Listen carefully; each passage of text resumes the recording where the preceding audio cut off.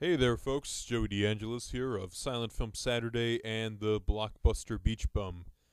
Finally, I'm recording my Bride of Frankenstein commentary track. I apologize for this being incredibly delayed. I was supposed to record this possibly like going on maybe 3 weeks now. But yeah. So just a few things before I start. Yeah, I haven't been posting too many videos. I've been doing other stuff towards the end of the summer. Actually, I think I might probably be doing more videos once the school year starts because I'll know my schedule much better. Um, Anyhow, yes, this is a commentary for Bride of Frankenstein. Um, I don't own the film. The film's from Universal. This commentary is done for entertainment purposes only. So, um, anything else I have to say before this commentary begins? No, not really. Uh, I'll probably have maybe another commentary in the near future. I can't guarantee which one or if I'll do it that close in the future, but uh, yeah, it'll happen because I like talking to myself while watching movies.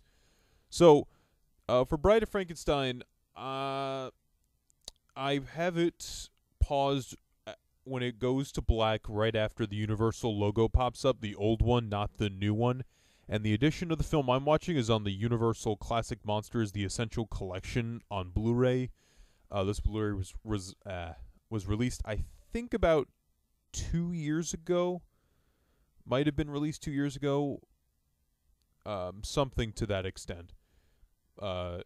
This Blu-ray includes Dracula, Frankenstein, The Invisible Man, The Mummy, Bride of Frankenstein, The Wolfman, The Phantom of the Opera, the Claude Rains version, and of course Creature from the Black Lagoon, and of course you also have the Spanish language version of Dracula on this Blu-ray set.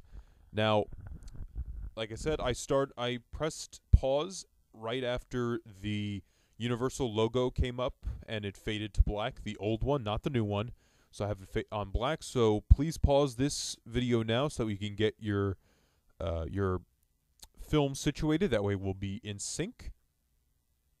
Okay, I am pressing play now. Carl Laemmle presents Boris Karloff in Bride of Frankenstein from 1935. Also has Colin Clive, Valerie Hobson taking over May Clark's role, Elsa Lanchester, O.P. Heggie, and Una O'Connor, James Whale film. Now, it's interesting, it says, suggested by the original story in Mary Wollstonecraft Shelley's novel, because I know a lot of people say, including myself, would have to say that this has more to do with the Frankenstein novel than the first Frankenstein does, which is interesting. Franz Waxman does the music here, and the film is, of course, directed by James Whale. Let's take a look at the cast, and let's take a brief note. Of course, Karloff returns, but this time he's actually credited as the monster in the opening credits as Karloff, not Boris Karloff, because in the original film, they wanted to leave it a mystery. Also, you have Dwight Frye as Carl, and he was also in the first Frankenstein film from 1931, and he played as Renfield in 1931's Dracula. So it's interesting he plays multiple characters in the same universe, I guess. The monster's mate is interestingly left ambiguous in a similar fashion to the first film, but of course we all know that is Elsa Lanchester as the bride of the monster. Now, I absolutely love this this house. It looks very much like a Universal Monsters, almost German expressionism type of place, but inside it's a bit different. You have some nice use of shadows here, and a nice moving camera. Now, this prologue is about Mary Wollstonecraft Shelley conceiving the idea of Frankenstein. The idea, it's interesting, the idea of Frankenstein, because I believe Mary, I think, she never knew her daughter, because I think her daughter was born and then she died a few days later. So yeah, that's Elsa Lanchester, of course, and we'll see her later in the monster makeup that is so iconic. Even though that makeup only appears for 5 minutes, uh, it's just a famous looking makeup. It's amazing because she acts so cutesy and quiet here, but yeah, as we later discover, she has a much darker mind, and she's able to conceive of the story of Frankenstein. There might be moments where I won't talk. I forgot to mention that, so I apologize. Sometimes there just won't be moments where I have anything really to say or remark upon.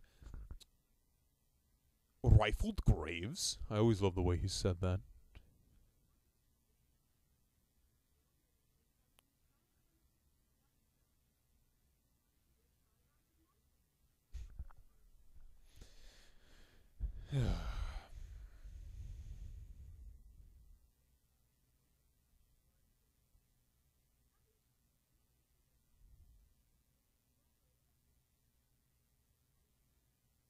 Yeah, she had a prematurely born daughter. I'm sorry, I'm just reading this now, some of this now.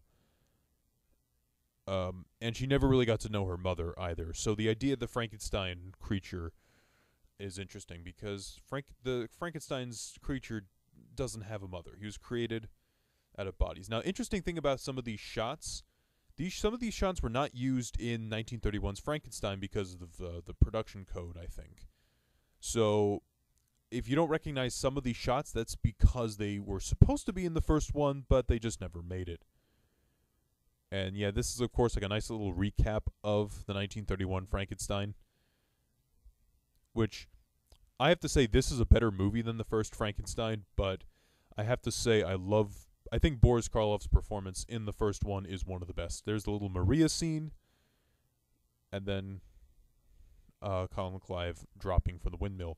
Now, of course, the way the first Frankenstein ends is very different from uh, Frankenstein of the novel. I don't want to spoil anything, but the monster in the novel is a bit more intelligent, as it's literate, it can speak, or he can speak, and that's where this one is actually closer to the novel, because in the first Frankenstein movie, they wisely, I think in a wise decision, they kept the monster essentially mute, and that really lends to the kind of the the haunting, creepy, eerie creepiness of that first film, because we're so used to so much noise in movies, but in early sound productions, it's interesting to note, especially the early sound horror productions. Sometimes they don't have any like sound; it's just dead air, and it's just the characters staring, and it's a bit creepy. So this basically picks up where the last one left off, and you basically have here, um, kind of picking up from the last where it left off, but actually there are some weird differences. First up, well, that's Una O'Connor, who had also appeared in James Whale's The Invisible Man. And she's really known for shrieking. She's really good at it. I hate to sound like a jerk, but she is good at that.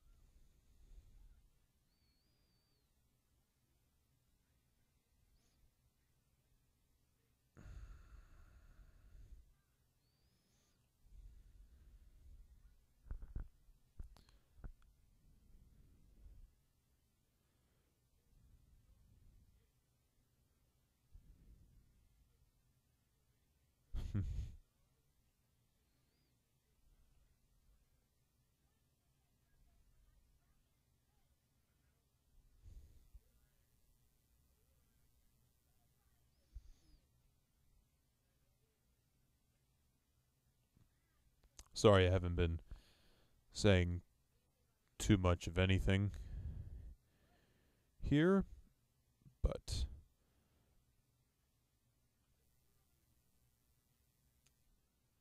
now we finally get to see Colin Clive.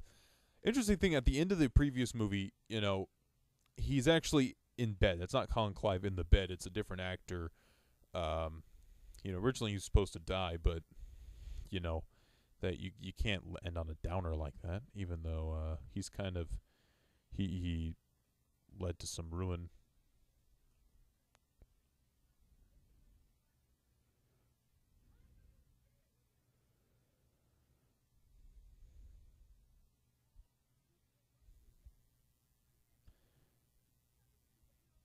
Now it's kind of interesting because this guy is supposed to be little Maria's father. He's played by a different actor, first off, and in the previous film he was called Ludwig, or and this film he's called Hans. It's like, okay, that's fine.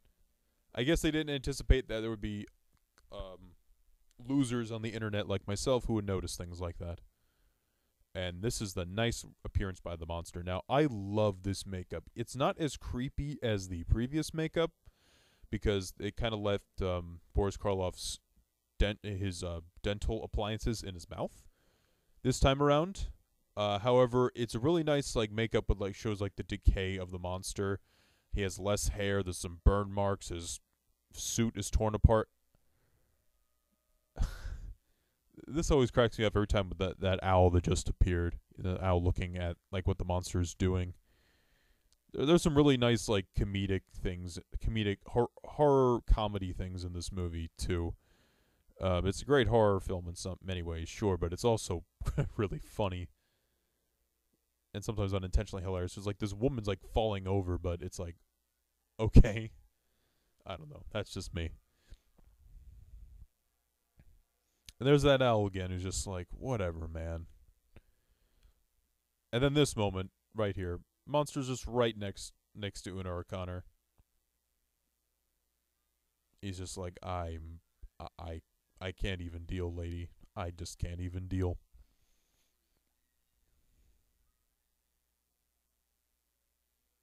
I like that shot a lot with the bridge and the horses riding into the castle courtyard. I don't know. I love shots like that. That's a beautiful shot right there. Um, hmm.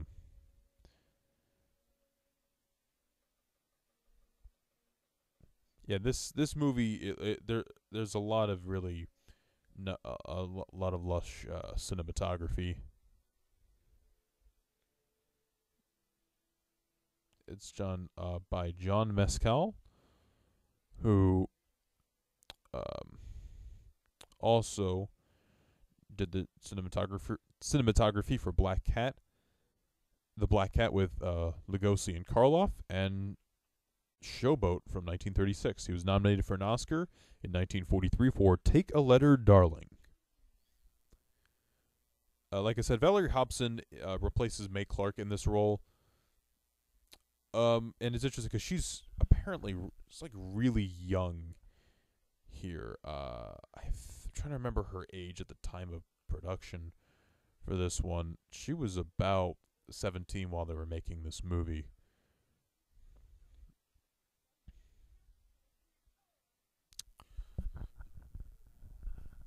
This guy's face reminds me of the faces of the Twilight Zone episode, The Eye of the Beholder. that guy Una O'Connor was just talking to.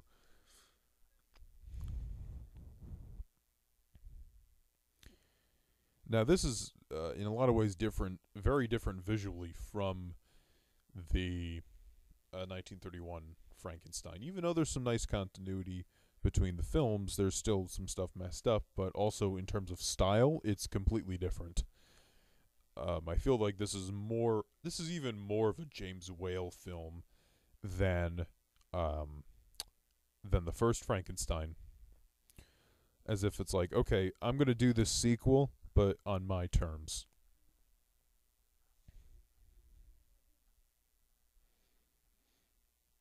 I think Valerie Hobson does sell it in many places as Frankenstein, as Henry's wife. And then that's what I mean by the high-pitched screeching. Whenever I watch this, people at home get really annoyed at me, especially with Una O'Connor screaming all the time. Now, I will say this about Colin Clive. I don't like him in this film as much as I do the first one. The first one, He's really that mad scientist character, and I love his performance. But here, he's still good. It's just I like again. It's just like nitpicking because it's like you know why he's different in this one, but still, that's just me talking. It's like those are like the two nitpicks that I have. I like Boris Karloff better in the first one, and Colin Clive better in the first one, mainly because of like the way that's just the way the story is. There's just more stuff going on in this movie. There's just different stuff going on.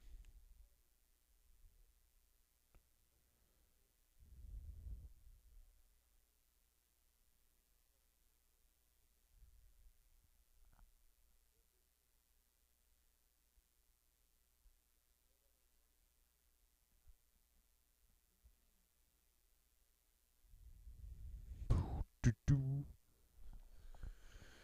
do do do.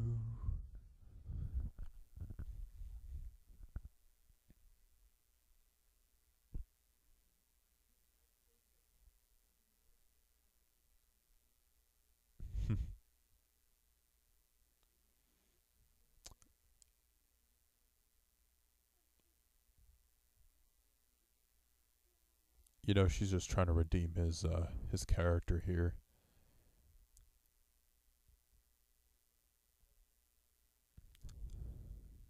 Because of course, as we know in movies, science is scary. Happens in a lot of movies. Even Universal's highest grossing movie of all time, worldwide, Jurassic Park, is kind of one of those movies where it's like, oh no, science. We misuse science. Oh darn.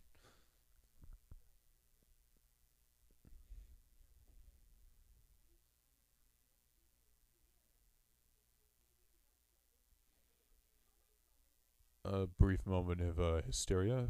I think well played by Valerie Hobson here.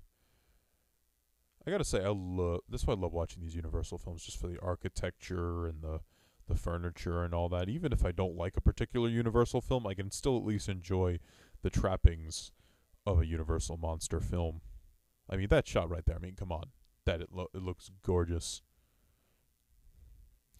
Now we have Ernest Thesiger, who also appeared in Wales' The Old Dark House, here as Dr. Pretorius. And he really he I just gotta say it, he's the best part of this movie. He kind of replaces the mad scientist angle of Henry Frankenstein in this film. Really nice entrance shot, partly in the shadow, and then whoop-pow, there he is.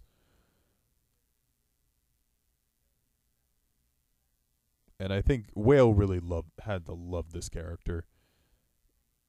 Um, you know,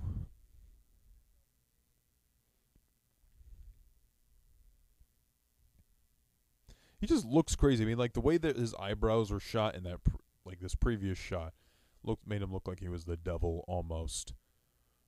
And then, oh, that's a beautiful shot right there with with like the fire going up in that great hall-looking place, and then you have like them walking up the stairs with the shadows. Like I said, I just love like the set design and production value of these movies. Like I love that, like stuff like that with the candle walking away from him. It's darker at his end.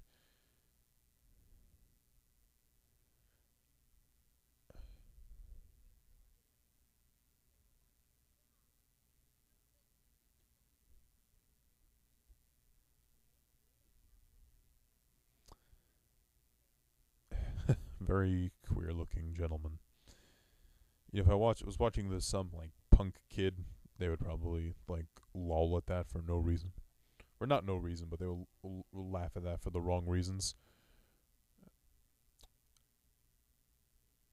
But with Frankenstein, there's always been like an interesting gay subtext. In this film for a few reasons. One, you have James Whale directing it.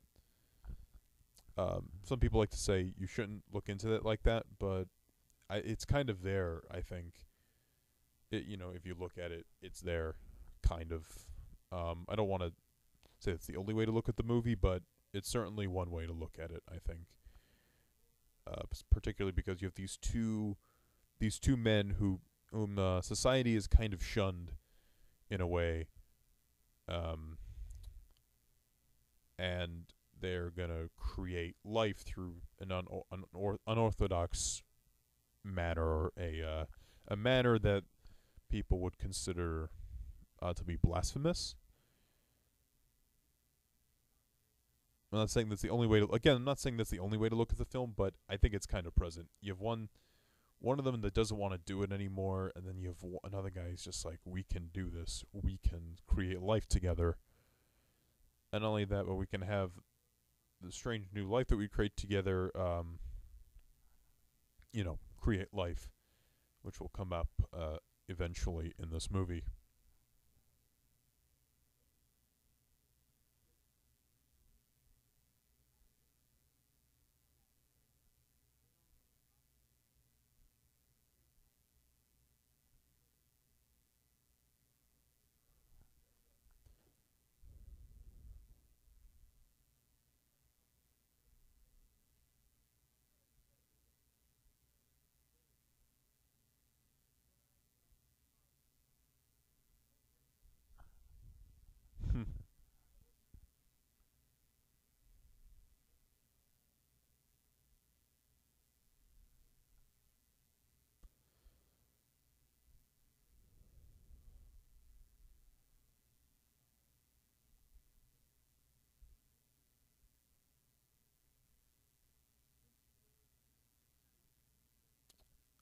um, yeah, it's interesting how they've both like created life. Frankenstein, it's kind of like, okay, yep, cool. That kind of makes sense in a science fiction way. Then you look at Pretorius's methods, and it seems more like a fantasy. Also, look at the windows, like with the shadows. It looks so it's so intriguing to look at. Like I said,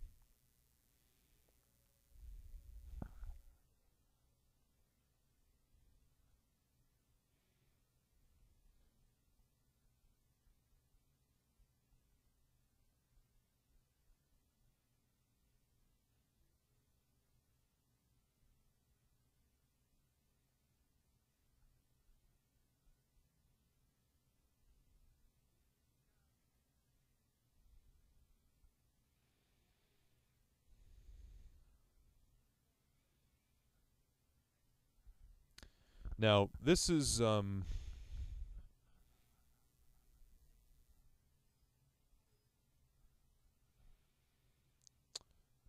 this rem-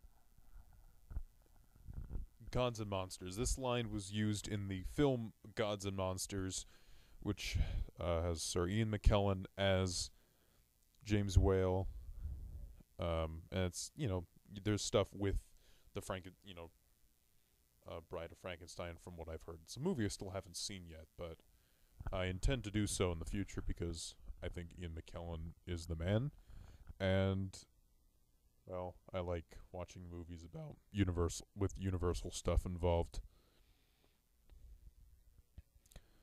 I forget which. I believe it was a French film, but what we're about to see is kind of reminiscent of a certain French film that had characters in bottles. And I can't remember the title off the top of my head, unfortunately. And I believe it's featured in the documentary for Bride of Frankenstein, which I highly recommend watching. It's got people like Joe Dante discussing the film. But obviously you notice that Pretorius's methods are different. And also, like, I look at his cap, and I think it's kind of interesting because the way he wears his cap makes me think of a religious figure, almost. And I think that's, in a way, kind of like a contradictory thing, a statement about his character. Like I said, these creatures that Pretorius has brought to life are significantly smaller than what Henry has brought to life here.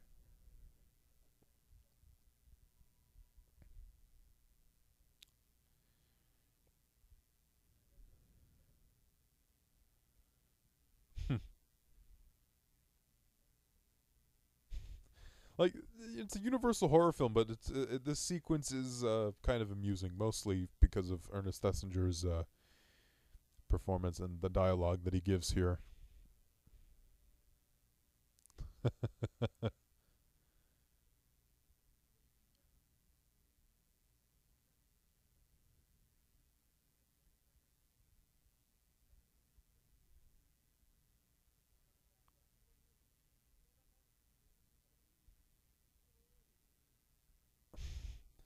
The devil is created by Pretorius.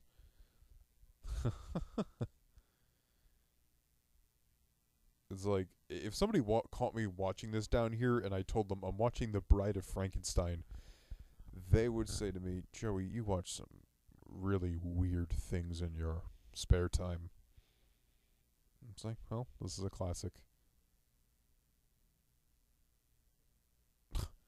Yes, teacups. You can't stop the teacup and saucer combination. Then we have the dancer.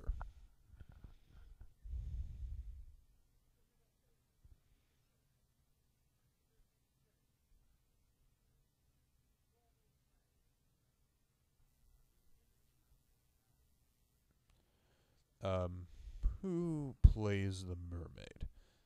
Josephine McKim. I just wanted to find that out.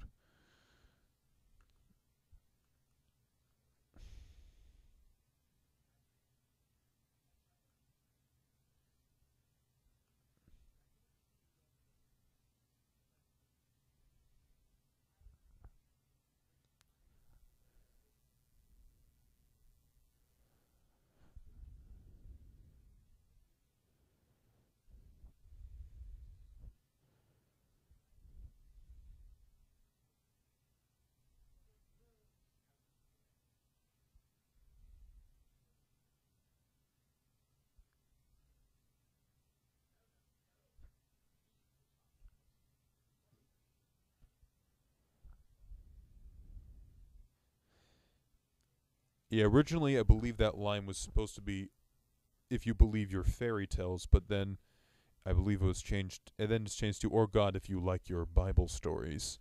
Again, this movie, in some ways, I guess, is attacking, or is like, sometimes the characters rail against organized religion in some subtle ways and not so subtle ways.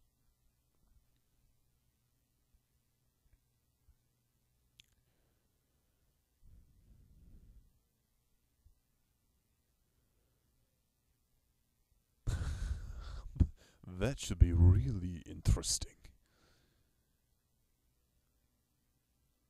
Now we got some nice shots of the monster wandering in the forest. And like I said, Karloff is still magnificent. Magnificent as Frankenstein's monster or creature. I just say monster because when I tell people creature, they're confused. But yeah, I have to say that he is my favorite of the Universal monsters.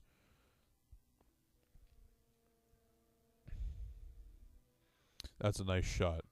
Really, it's one of my favorite moments in the film. He looks at himself and just kind of, is aggravated that that's his reflection.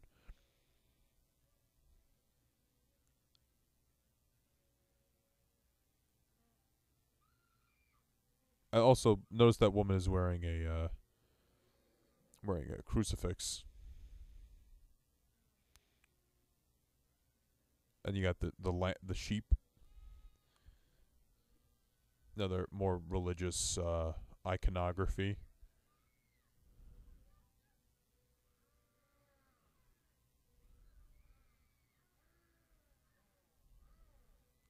I gotta say, this Blu-ray looks magnificent. I watched this like not too long ago just to refresh my memory on the film. That way I would have some talking points. But it looks really good, and it sounds great too. I have the volume turned down that way. That doesn't interfere with your experience.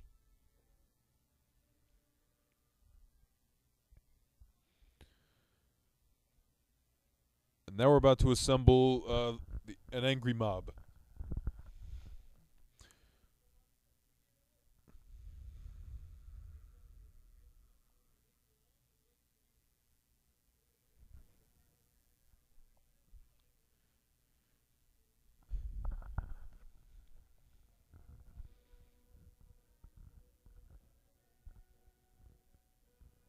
So now you have the angry mob. Hooray.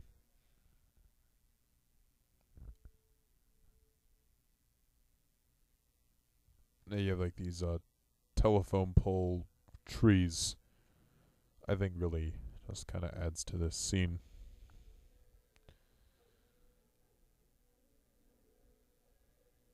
Yeah, you've all the townspeople, chasing after him.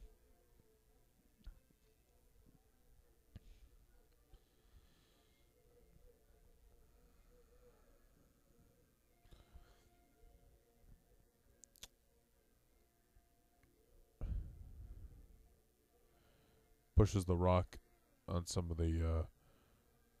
I like that shot with Frankenstein on top of on top of that little mount, and then the mob is attacking him, and we're about to see he's kind of like a reverse Jesus Christ. There was Dwight Fry just now, looking a bit different from his appearance in Frankenstein.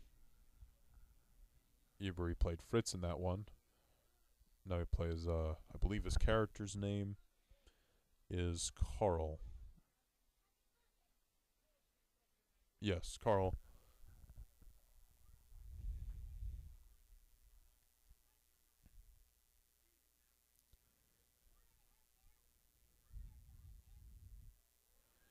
So it's like a reverse Jesus, where he the monster is resurrected from the dead, but he is then crucified.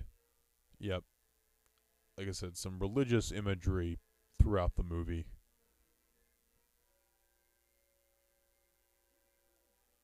They all shun the monster for something that he didn't. He, for things that are not entirely his fault.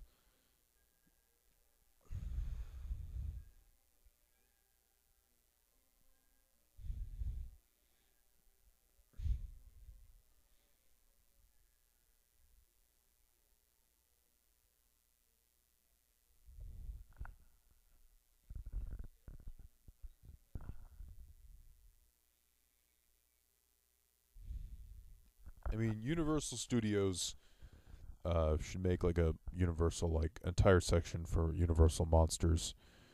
The only thing is, I've been hearing that they're gonna take down the Stage 28 in Universal. So yeah, that whole idea just gets me aggravated. Anyway, this commentary is not about Stage 28. Now here's sort of an iconic pose: the monster bound in chains and this restraint.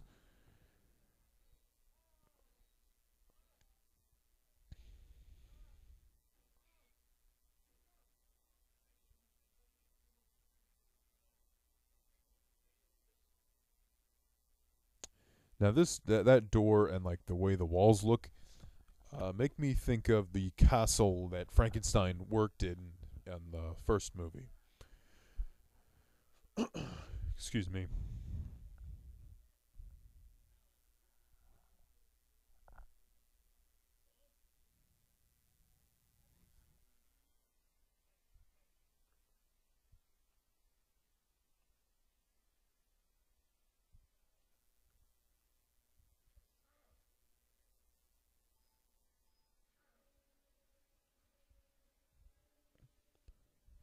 And now the monster is escaping.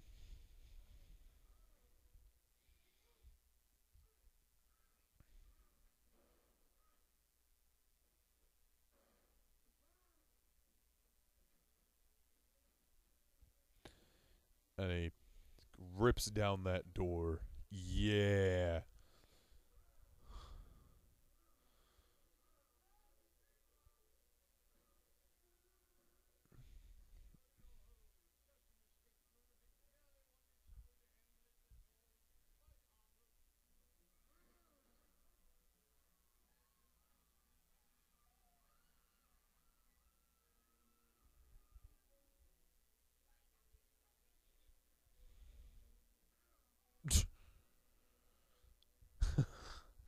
Then you have your angry mob running away from the monster. Previously, they were all chasing after him. Well, actually, those are a bunch of kids right there, so I can't blame them.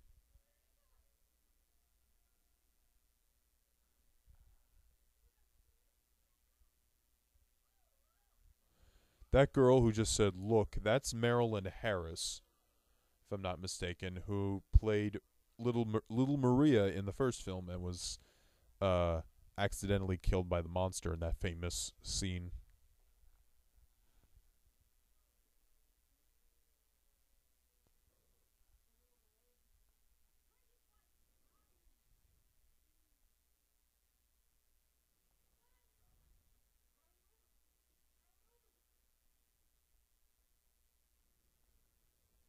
These Universal monster movies are interesting because, like, presumably this is more like a German setting, but it's like you have English actors, you have American actors, or at least more particularly in the first one, it's like a weird eclectic mix.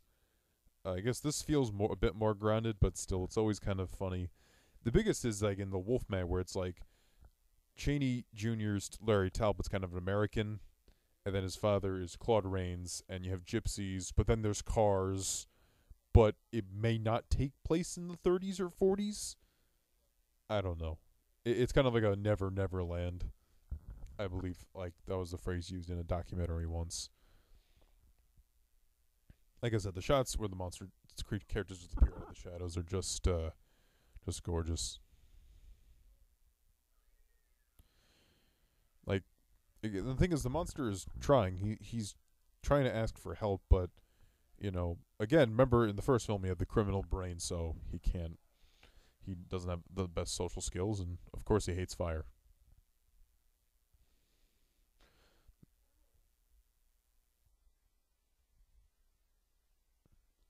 Now we get to one of the more heartfelt elements of this movie, and when I first saw this, I got really teary eyed because the monster finally finds a friend, and there's a segment similar to this in the novel. This is a really just beautiful sequence of events.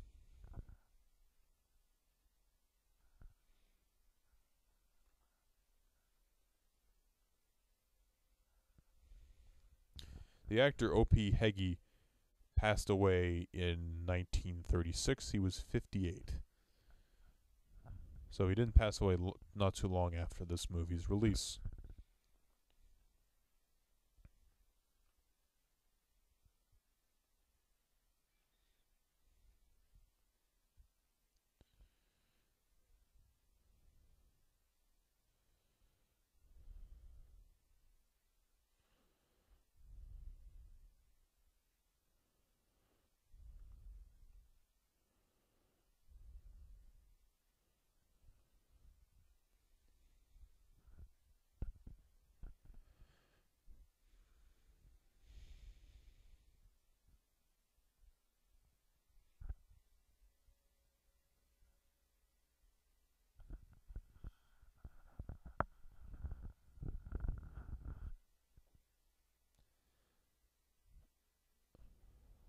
The monster, is calmed down by the blind man's music.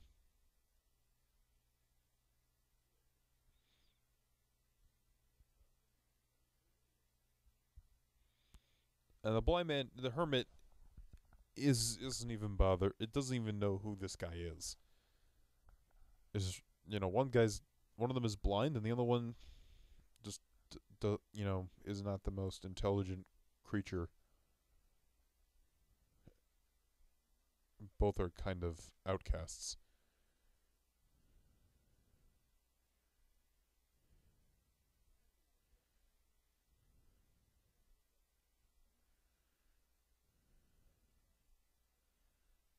And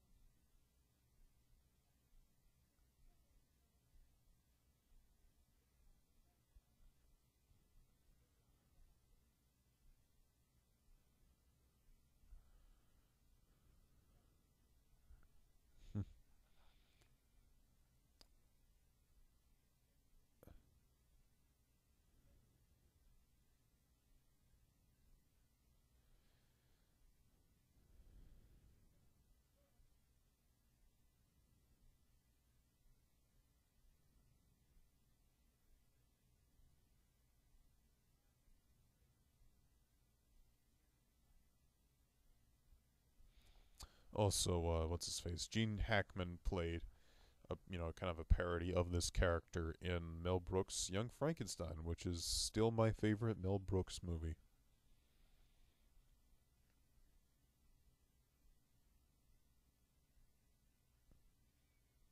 Monsters drinking bread.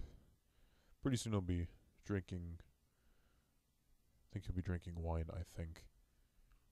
So other religious.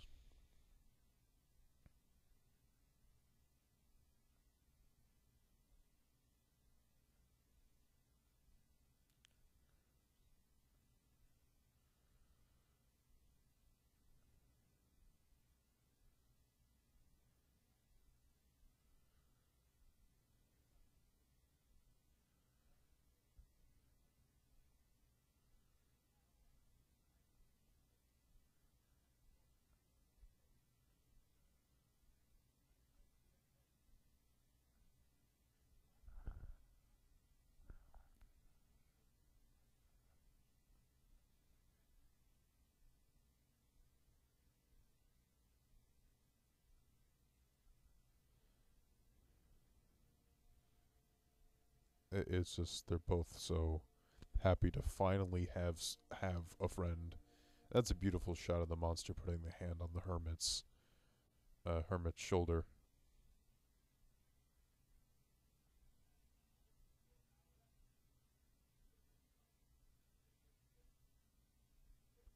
Now we hear the monster speak.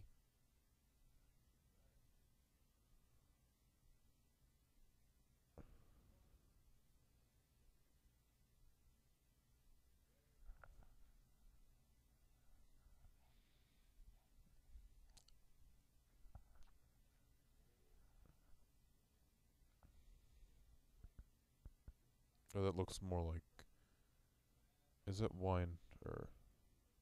I think it might be wine, because Pretorius tempts him with it later, and then smoking.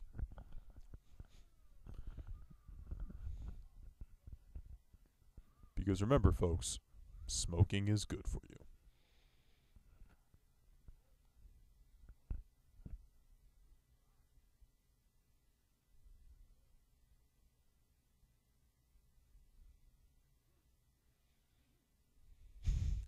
He's having a lot of fun with that, smoking there.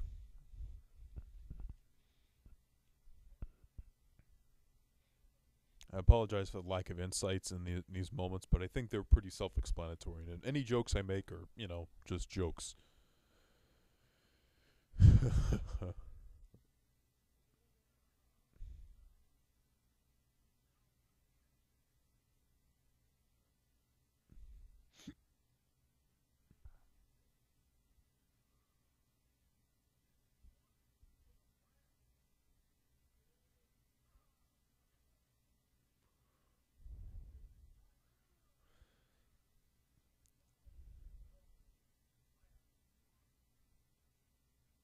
Fire, no good.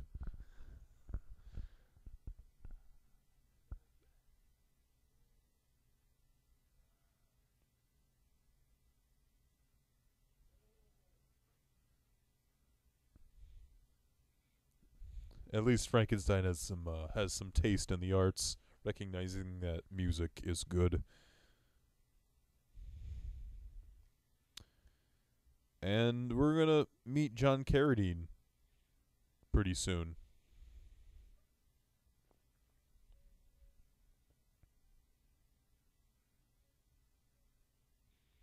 Yeah, that's right. Right about here. This is John Carradine on the left. Who's been in several movies, a couple John Ford movies, and he would later play Frankenstein in House of Frankenstein. He would later play Dracula. Excuse me, pardon me for a moment. Wow, he would play Dracula in House of Frankenstein and House of Dracula, and now, sadly, everything's in ruins. They, the two hunters take away. Oh my God, David, John Carradine's voice is hilarious. Can't you see?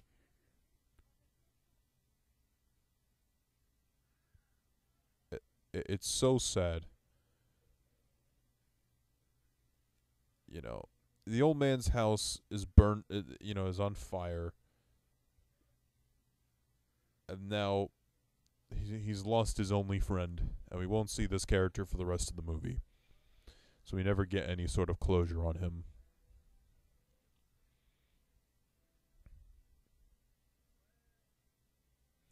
And Frankenstein's monster can't find him, sadly.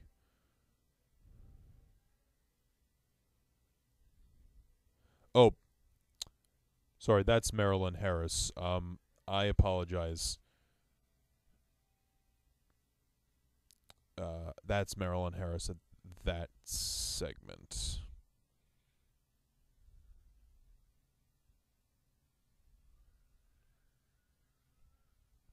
Now this scene where he's in the cemetery, the shot looks very similar to that of the first film.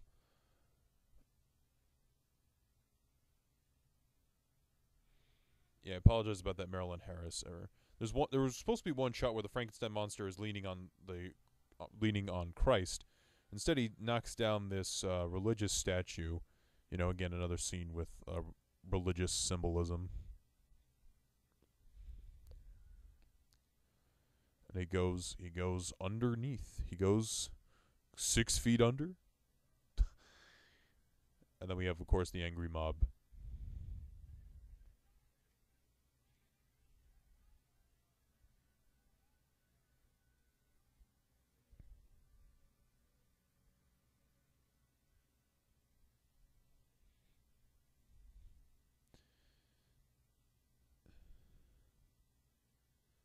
This is interesting.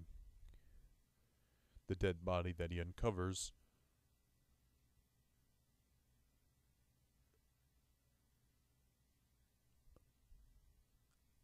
it's like he doesn't totally understand the concept of life and death. Then we have a couple characters looking for dead bodies to use.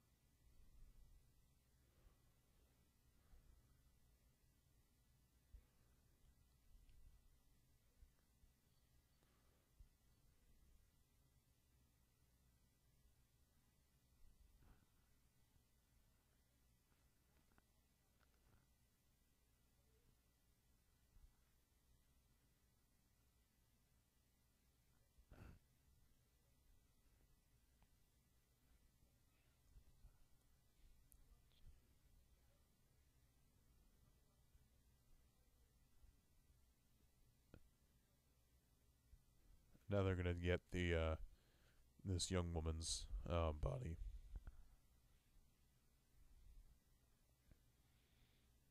"19 years old."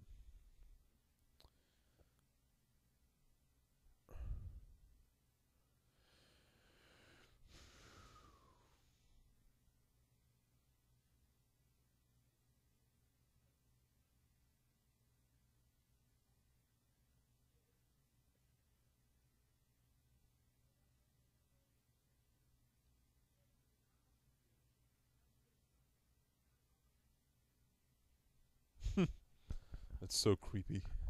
It's like these dead, surrounded by dead bodies. It's like I'm gonna crash here, guys. You go ahead. And then he busts out the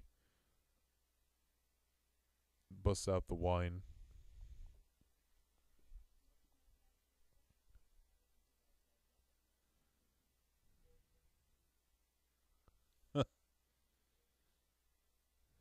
Yeah, that's really creepy too. That shot is like the skull. Looks like some other bones and candles.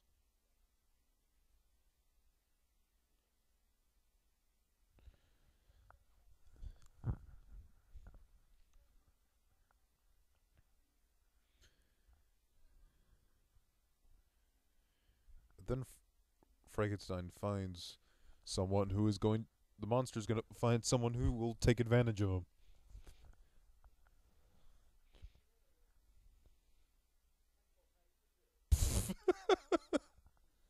I thought I was alone.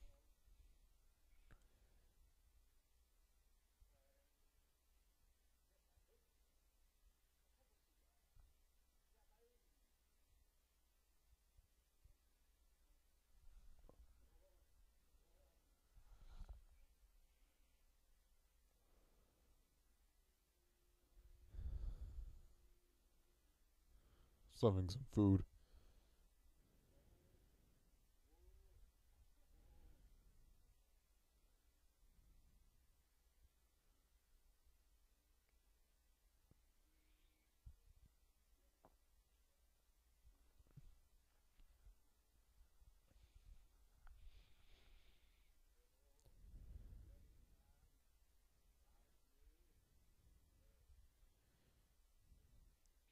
And then with this scene,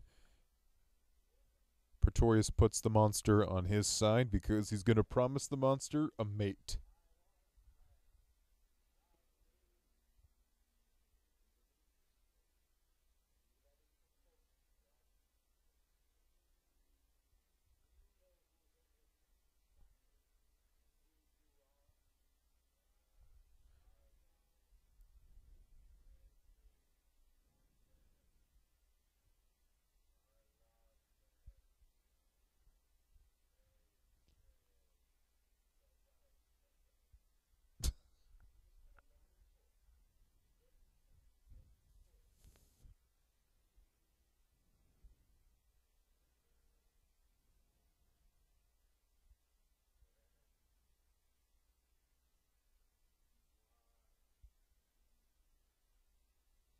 Interesting that he gets automatically gets wife in his vocabulary.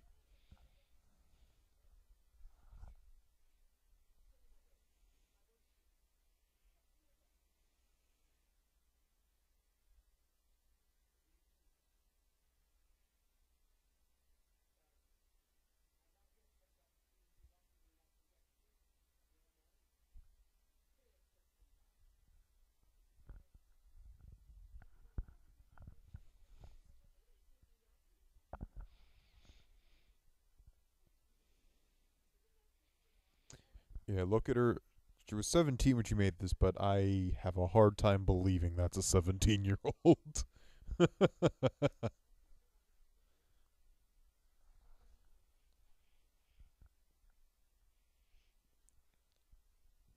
Like her outfits make me think of like a 1930s or 1940s style, but it doesn't. It's like again, it's like this takes supposed to take place in like what the 1800s, but it's like it's so weird in certain styles in the movie.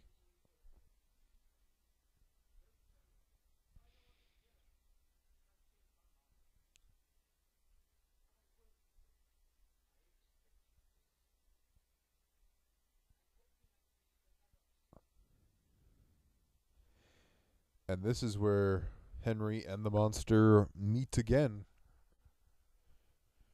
A lot of door entrances, characters entering rooms in these movies, or in this movie particularly. Frankenstein.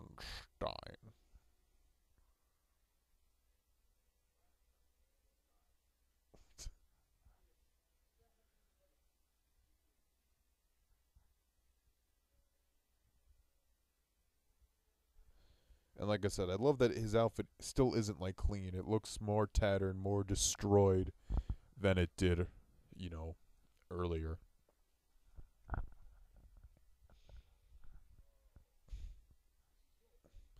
And I just also forgot to mention this detail with Jack Pierce's makeup. The head clamps on top. That's a brilliant detail to put on this creature. Brilliant detail. Also, interesting side note. Boris Karloff has the distinction of being one of the few Frankenstein monsters to actually, in real life, be shorter than his creator.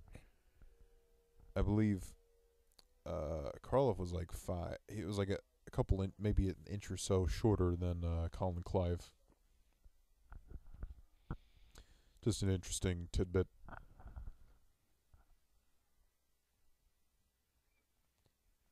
And now the monster's gonna grab Frankenstein's wife, which I remember when I was first watched this, I thought, wait, is that who the monster's gonna marry? Which is like, it's not a terrible observation because the movie is called The Bride of Frankenstein, but Frankenstein doesn't mean the monster always, but we can interpret it as such. But you say Bride of Frankenstein, maybe it's like both of them. Oh my god.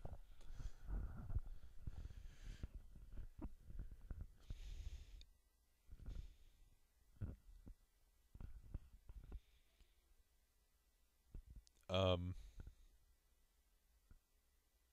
Also, if you want my opinion, I think the scene where the monster enters Elizabeth's room in Frankenstein, I think is a better scene than this. I just like the inherent eeriness, but obviously this is well executed. This is just me nitpicking, literally. Just it, that's what it comes down to sometimes. And for those of you who are curious, this is probably my favorite sequel of all time. That might surprise some of you. Some of you are like, why don't you put The Dark Knight as your favorite sequel? I don't know. This is my favorite sequel. It's like it improves on a movie that I enjoy so much. It's ridiculous. Even though it's like it's not the same movie over again. It's a different movie. And this is how Pretorius is able to get Henry involved with this stuff.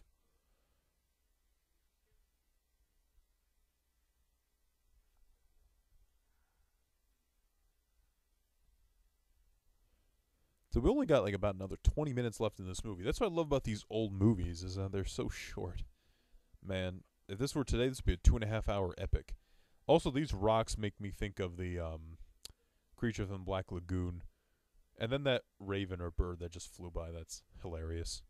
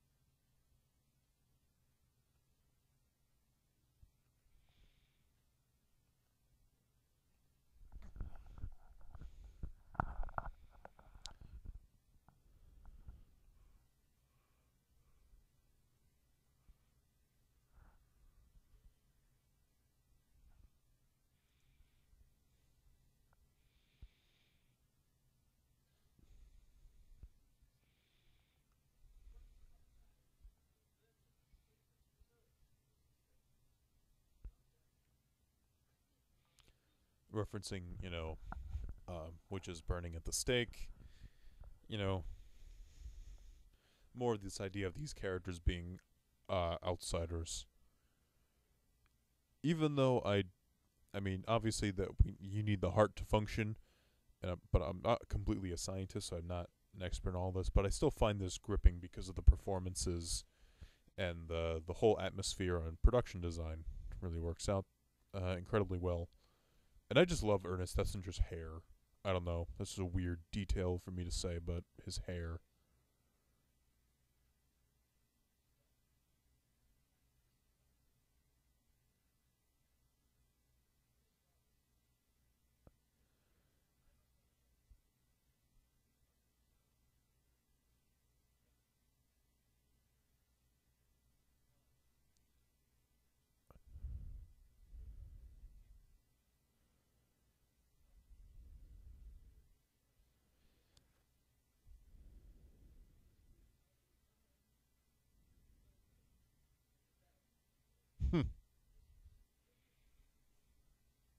I always forget that Frankenstein is a baron. Is supposed to be a baron in these movies, and then somehow, and like his father is dead apparently between movies, So it's just another interesting detail because I believe the actor who played the father passed away in between films. Oh yeah, and these stairs. The first Frankenstein. That I just always so fascinated by this production design.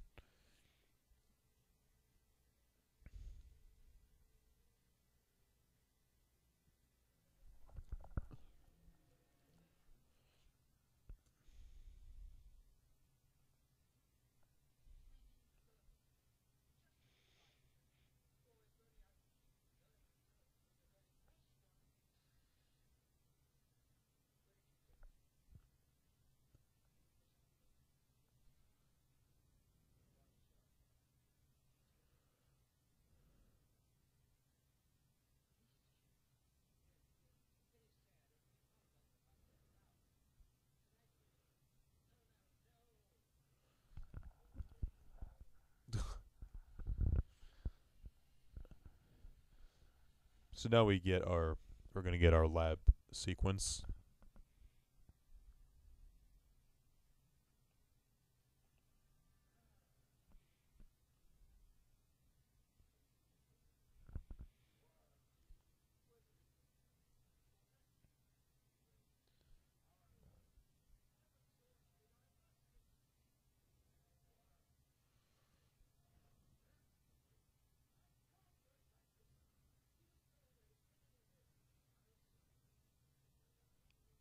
Alcohol. It solves all your problems.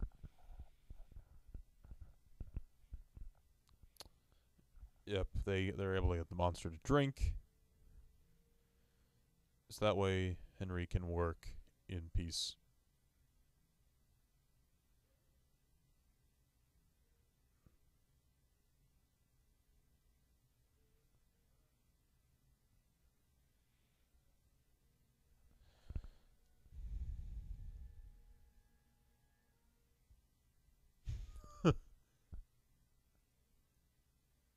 Makes you think of when he was like getting tranquilized in the first movie, where he, like the way he waves his hands.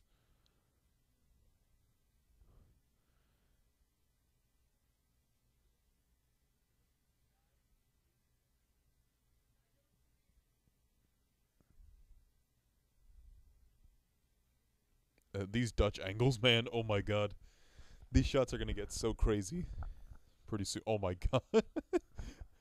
I wish my brother was here. He knows about my fixation on Dutch angles, or my annoyance slash love of them. Because in Thor they use Dutch angles all the time. So apparently Elizabeth is alive. So they're not gonna use her for the whole experiment.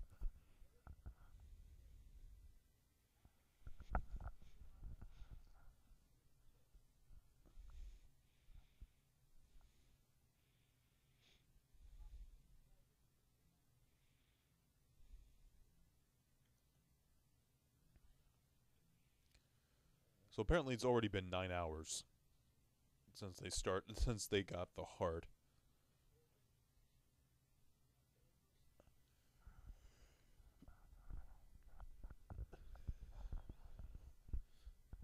Oh my god, these Dutch angles. It's just I love how like twisted and weird this all looks.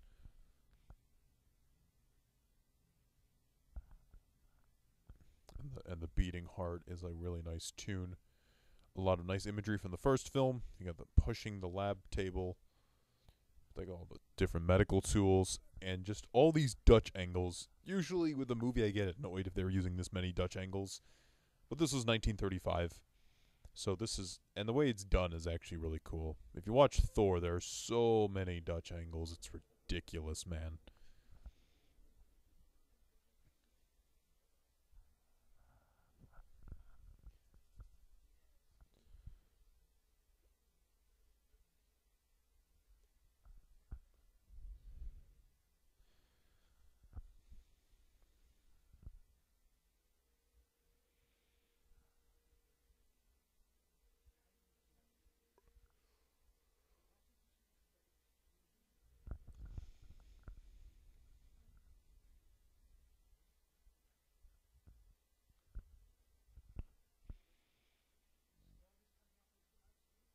I think the gate the things on the windows are interesting to look at, like those spikes,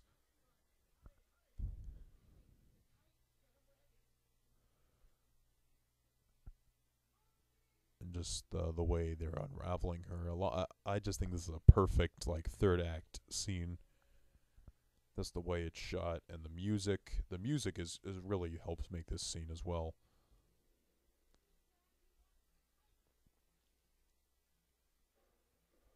You have like the guys on the castle, trying to raise the kites. You have Pretorius and Frankenstein trying to work at the lab. The undercurrent of music and heartbeats, it works so well. All the Tesla coils and all the scientific gear, opening the hatch. There's a lot of stuff going on, and the way it's I think the way it's executed is absolutely brilliant. And that's a spectacular piece too.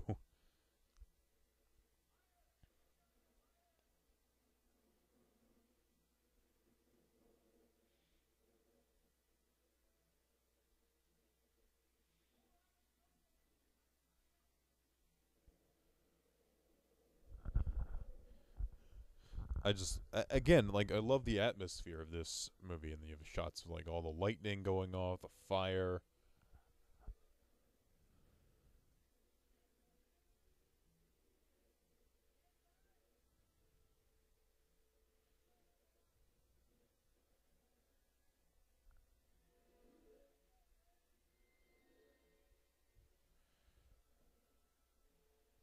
It's a weirdly ominous shot with the kites.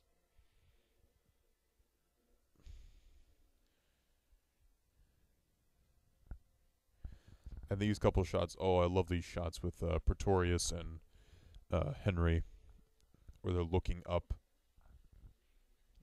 on the shadows. Like right here, or yeah, a little bit. It was that previous shot of Henry. Just everything, they're turning on everything. Like I said, I just think this is one of the best third acts I've ever seen in a movie. Everything is going off, exploding, crackling. This is the stuff of a classic Universal movie. Big finale, some good ideas, some good performances, and great production value. Really epitomizes what I love about Universal monster films. Finally, we get the body being raised in a shot that echoes the first film, except in the first film that took place more towards the beginning of the film, and this takes place more towards the end. And like I said, Franz Waxman's music is perfect.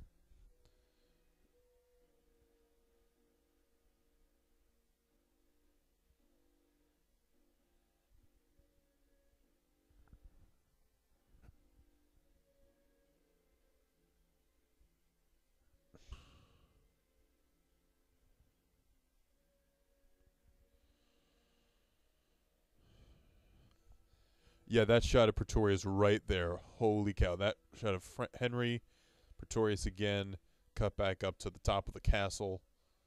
Now the monster's here. He's trying to figure out what the hell is going on.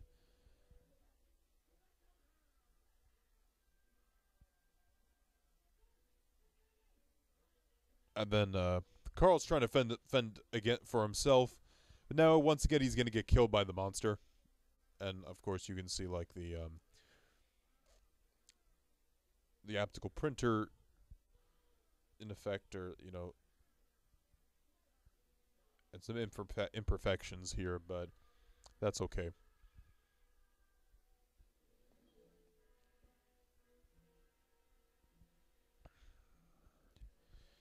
And now we're bringing down the body. Finally, we're going to get to see the iconic Bride of Frankenstein monster we only get to see towards the last couple of minutes of this movie. Right now we're about an hour and 9 minutes, and we're only seeing the title character now. Just about.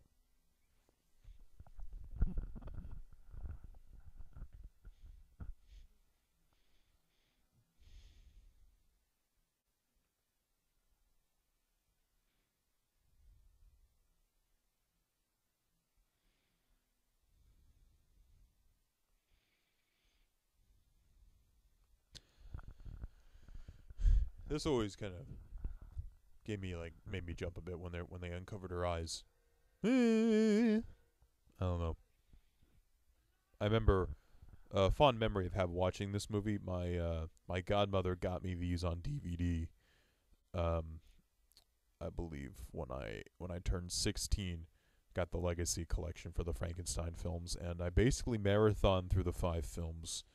And it was one of my favorite home viewing experiences because I was having such a great time and being creeped out like at like 5. I was watching this at like what, midnight, probably 1 in the morning.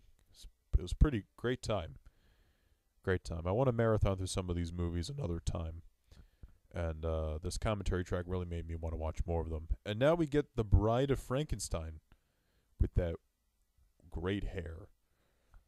I just think she's such a great looking character, and there's some great publicity shots.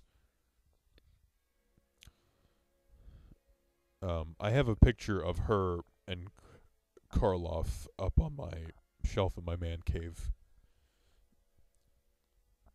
which is one of my favorite pieces that I have. And I also have both a VHS tape of Frankenstein and Bride of Frankenstein. Now, the thing with this movie, this part, is that you think almost that it's Elizabeth for some reason, because he almost seems kind of fixated on Henry. She almost fixated on Henry, but obviously it's not Elizabeth. So, but I just think it's an interesting aspect. And now, the monster finally gets to meet his bride with unexpected results.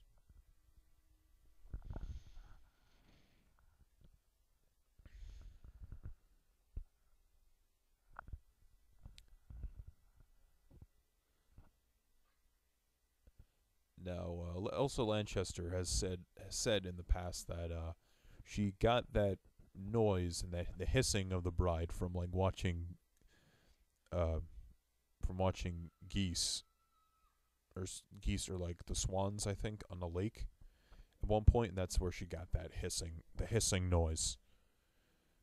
And now she's kind of horrified of the monster. And this is really one of the most biggest downer endings in history. This is coming up right here. Just about that shot, looking at each other. I have that in a frame, but I think it's more of a publicity photo. So because I don't think it really appears here. Just a vague idea that it appears.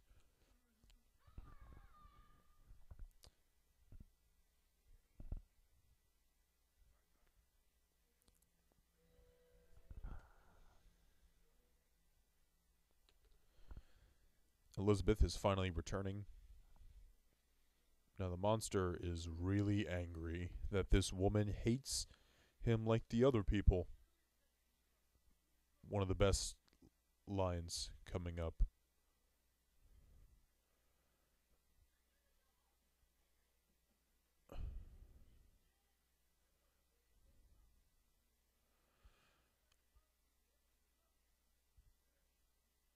Great, great line coming up. Really one of the best lines. Stay. We belong dead. And he pulls a lever which will blow up the castle. That's the hissing I was talking about. I apologize. And then now we get a spectacular castle exploding finale. The castle will still be in shambles when we get to Son of Frankenstein, but that looks a bit different. Just saying, folks. I hope you enjoyed this commentary. I apologize I didn't have a whole lot to say about this one, but I think it kind of explains itself, and I had some tidbits here and there. Um, but overall, this is really one of my favorite movies of all time. Probably my favorite in the really classic Universal Monster lineup. Maybe other than the Phantom of the Opera with Lon Chaney, but that's mainly because that really was the film that got me into silent films. But this is a spectacular movie, spectacular finish with great performances. This has been Joey DeAngelis, and have a nice evening.